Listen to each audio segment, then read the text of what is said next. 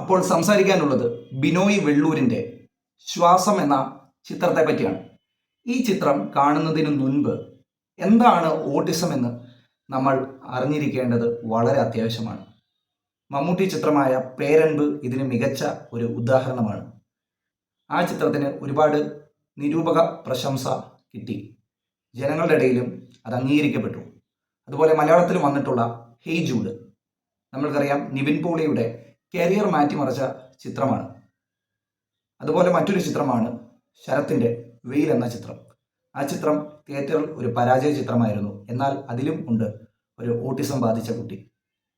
ഈ കഥയിലേക്ക് വന്നാൽ, ശ്വാസത്തിലേക്ക് വന്നാൽ, ഈ കഥയിലെ നായകൻ എന്ന് പറയുന്നത് ഈ കുട്ടിയാണ്. ഈ അസുഖം ബാധിച്ച കുട്ടികളെക്കാൾ കൂടുതൽ, ഏറ്റവും കൂടുതൽ സമൂഹത്തിൽ വേദനിക്കുന്നത് ഇവരുടെ മാതാപിതാക്കളാണ്. ഇവരുടെ മാതാപിതാക്കളുടെ മുമ്പിൽ വരുന്ന ചോദ്യങ്ങൾ, നമ്മൾക്കറിയാം ഒരസുഖവും ഉണ്ടാകുന്നത് മാതാപിതാക്കൾ ചെയ്ത തെറ്റിൻ്റെ ഫലമായിട്ടല്ല. അങ്ങനെ വിശ്വസിക്കുന്ന ഒരുപാട് ആളുകൾ ഉണ്ടായിരിക്കാം. പക്ഷെ നമ്മൾ ചിന്തിക്കേണ്ടത് എങ്ങനെ, നമ്മളൊരു സമൂഹത്തിൽ നിന്ന് ചിന്തിക്കുമ്പോൾ എങ്ങനെയാണ് ഈ കുട്ടികളെ തിരിച്ച് നോർമൽ രീതിയിലേക്ക്, ഓട്ടിസം വന്നു കഴിഞ്ഞാൽ നോർമൽ രീതിയിലേക്ക് വരിക എന്നുള്ളത് പ്രായോഗികമല്ല. എങ്കിൽ പോലും നമ്മൾക്കത് കുറച്ചുകൊണ്ട് വരാം. ഈ ഒരു ചിത്രം പങ്കുവയ്ക്കുന്ന പ്രധാന വിഷയം എന്ന് പറയുന്നത് ഓട്ടിസം ബാധിച്ച കുട്ടിയുടെ ചില മാനസിക വൈകല്യങ്ങളാണ്. നമുക്കറിയാം, പേരൻപിൽ കണ്ടതുപോലെ തന്നെ ഈ ഓട്ടിസം ബാധിച്ച കുട്ടികളെ സംബന്ധിച്ചിടത്തോളം ഇവർക്ക് പ്രായം ചെല്ലും തോറും ഇവർക്ക് പലതരത്തിലുള്ള ആഗ്രഹങ്ങൾ കൂടി വരും. എസ്പെഷ്യലി സെക്ഷൽ ആയിട്ടുള്ള കാര്യങ്ങൾ, അതിനോടുള്ള ആസക്തി കൂടും. അത് നോർമൽ കുട്ടികളെ സംബന്ധിച്ചിടത്തോളം നോക്കിയാലും ഈ ഓട്ടിസം വന്ന അല്ലെങ്കിൽ ഏതെങ്കിലും തരത്തിലുള്ള വൈകല്യങ്ങളുള്ള കുട്ടികളെ സംബന്ധിച്ചിടത്തോളം നോക്കിയാലും എല്ലാവരുടെയും ഉള്ളിൽ ഈ ഒരു ആഗ്രഹങ്ങൾ കാണും. പക്ഷേ ഈ കുട്ടികൾക്ക് ആ ഒരു തിരിച്ചറിവില്ലാത്തത് കൊണ്ട് ഇവരത് പ്രകടിപ്പിക്കും. ബോധവും വിവേകവുമുള്ള മനുഷ്യർ എങ്ങനെയാണ് അതിനെ എടുക്കുന്നത്, എങ്ങനെയാണ് അതിനെ നോക്കിക്കാണുന്നത്? നമ്മൾ ആ കുട്ടികളെ തല്ലിയാലോ, നമ്മൾ ആ കുട്ടികളെ ഉപദ്രവിച്ചാലോ ഇതിനൊരു പരിഹാരം ഉണ്ടാകുമോ? നമ്മൾ ഇത്രയും എഡ്യൂക്കേറ്റഡ് അല്ലേ, നമ്മൾ ഇത്രയും വിദ്യാസമ്പന്നരായിട്ടുള്ള മനുഷ്യരല്ലേ, നമുക്ക് തിരിച്ചറിവില്ലേ? നമ്മൾ എങ്ങനെയാണ് ഈ ഒരു വിഷയത്തെ നോക്കിക്കാണുന്നത്? ഈ ഒരു പ്രസക്തമായിട്ടുള്ള ചോദ്യമാണ് ശ്വാസം എന്ന ചിത്രം മുന്നോട്ട് വയ്ക്കുന്നത്. സിനിമയുടെ ഫസ്റ്റ് ഹാഫിലേക്ക് പോയി കഴിഞ്ഞാൽ വളരെ നോർമലായിട്ട്, വളരെ പ്ലെയിൻ ആയിട്ട് പോകുന്ന ഒരു ഫസ്റ്റ് ഹാഫാണ്.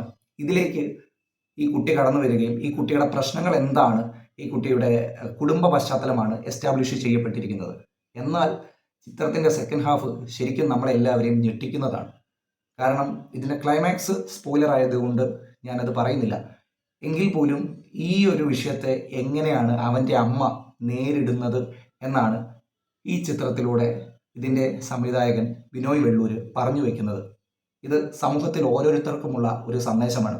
മാത്രമല്ല, നമുക്കറിയാം ഒരുപാട് അനാഥ കുട്ടികളെ, ഒരുപാട് കുട്ടികളെ പ്രസവിച്ചതിന് ശേഷം വഴിയിലെറിയുകയും മറ്റ് സ്ഥലങ്ങളിൽ കൊണ്ടിടുകയും അനാഥാലയങ്ങളിൽ ഏൽപ്പിക്കുന്ന ഒരുപാട് അമ്മമാരുണ്ട്, ഒരുപാട് സ്ത്രീകളുണ്ട്. പക്ഷെ ഇവിടെ ഈ ചിത്രം മുന്നോട്ട് വയ്ക്കുന്ന പ്രധാന ആശയം എന്ന് പറയുന്നത് അമ്മയുടെ സ്നേഹം, മാതൃസ്നേഹം. ഇപ്പോഴും മൂല്യങ്ങൾ നഷ്ടപ്പെട്ടുകൊണ്ടിരിക്കുന്ന മാതൃസ്നേഹത്തിൻ്റെ മുമ്പിൽ ഈ ഒരു ചിത്രം ഒരു സമ്മാനപ്പൊതിയായി വന്നു നിൽക്കുകയാണ്. ഈ ഒരു ചിത്രം കൊമേഴ്ഷ്യലി വലിയ സക്സസ് ആകുമെന്ന് ഞാൻ പറയുന്നില്ല. ഈ ചിത്രത്തിന് ഇതിൻ്റേതായിട്ടുള്ള ഒരുപാട് കുറവുകളുണ്ട്. പക്ഷേ നിങ്ങളെല്ലാവരും ഒരു തവണയെങ്കിലും ഈ ഒരു ചിത്രം കണ്ടിരിക്കണം എന്നാണ് എനിക്ക് നിങ്ങളോട് പറയാനുള്ളത്. അപ്പോൾ ഈ ചിത്രം നിങ്ങളുടെ അടുത്തുള്ള തിയേറ്ററിലുണ്ട്. സാധിക്കുന്നിടത്തോളം എല്ലാവരും ഈ ചിത്രം തിയേറ്ററിൽ തന്നെ പോയി കാണാൻ ശ്രമിക്കുക. Thank you.